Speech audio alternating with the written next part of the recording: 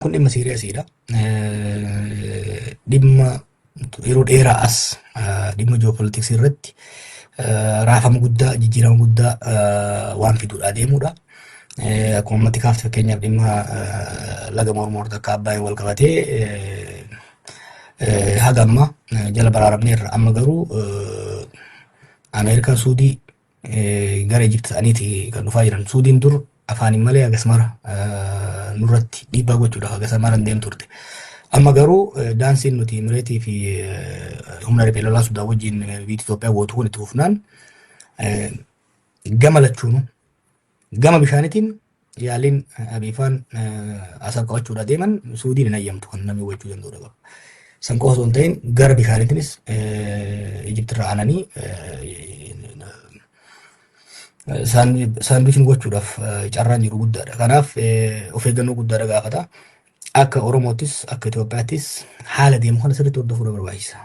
Sirriitti hordofanii dantaa uummata saba keenyaas dantaa biyya keenyattis kan yeroo gabaabaatiif yeroo dheeratis jijjiirama addunyaa irratti dhufaa jiru. Fakkeenyaaf gaafa qabsoo qeerroo san UN jennetti UN duratti hiriira baana ture. State Department duratti hiriira baana ture. That doesn't make sense anymore. Waggaa torba saddeet keessatti beeki. Maaliif haala amma deemu kanaan UN waggaa 5 booda waan jiraatu illee fakkaatu.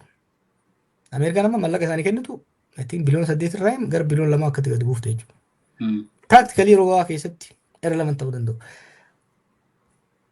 Hireen uummata keenyaatii fi hireen biyya keenyaa amma warra gurguddaa sanii al caalaa warra naannoo keenya jiran kanaan harkatti kufaa jira jechuudha. Kanaaf hariiroon dippiloomaasii nuti qabnus hariiroon diinagdee nuti qabnus jara kana wajjin ta'uu qaba. By the way, ergaan hidhaa bahee hojiin guddaan ani hojjedhee fi hariiroon guddaan hojjechaa ture gara biyyoota kana keessa deemuudhaan hayyoota isaaniitii wajjin dippiloomaatota isaaniitii wajjin quunnamtii wajjin uumuu neetworkii uumuudha. Hubannaa nama qabu kanaafis hedduu na fayyade. Warra Imireetis, warra Suudis, warra maalis hunduma isaanii quunnamaa dubbisaa hayyoota isaanii instituushiina isaanis hamma tokko dubbisaatiin ture. Kanaaf yeroo yeroodhaan dhufee uummatni keenya akka hubannaa isaa horatuuf uummata keenya gaanda'u abiraa dhiisii warrummaan mootummaa keessa jirus dubbiin ta dura akka hin taane dubbiin hubannaa guddaa akka gaafatu daayinaamik ta'anii flexible ta'anii deemuudha gaafata. Yeroo adda addaatti dhiyaannee dhimmoota kanarratti hordofaa